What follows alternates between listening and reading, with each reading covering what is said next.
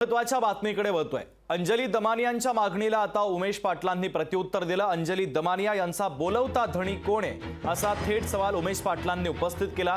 दमानियांचा phone check करावा उमेश पाटलांनी मागणी केली, तर दमानिया यांची नार्को टेस्ट करण्याची मागणी देखील उमेश पाटलांनी केलेली आहे।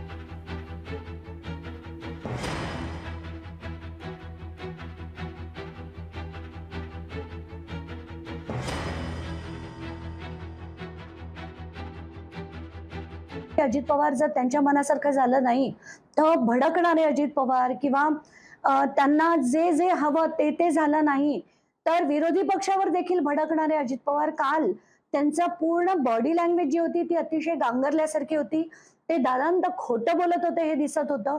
मला जो मी आधी प्रश्न मांडला होता की 4 दिवस त्यांना का लागले या प्रकरणाबद्दल बोलायला, म्हणून मला आणि कालचा त्यांचा जो तेवर होता त्याच्यावरनं मला असं वाटतं की ते खोटं बोलतायत आणि त्यांची नार्को टेस्ट सुद्धा झाली पाहिजे आणि त्यांच्या फोनची पूर्ण तपासणी करून जे सत्य आहे ते बाहेर आलं पाहिजे। मनाला आलं येईल तशा पद्धतीने आरोप करून सार्वजनिक जीवनामध्ये काम करणाऱ्या एखाद्या नेत्याला बदनाम करण्याचा प्रयत्न करणं हा देखील एकदम त्याच्यावर अन्याय करण्यासारखा आहे। मुळात अंजली दमानिया यांचा बोलवता धनी कोण आहे हे तपासण्याची आवश्यकता आहे आणि अंजली दमानिया यांचीच नार्को टेस्ट करण्याची गरज आहे। त्यांच्याच मोबाईलची आणि त्यांचे कॉल रेकॉर्डिंग तपासण्याची आवश्यकता आहे। अजित पवार कोणाकोणाला त्यांनी फोन केले त्यासाठी पण फोन द्यावा हे स्टेटमेंट सुद्धा मी काल केलंय।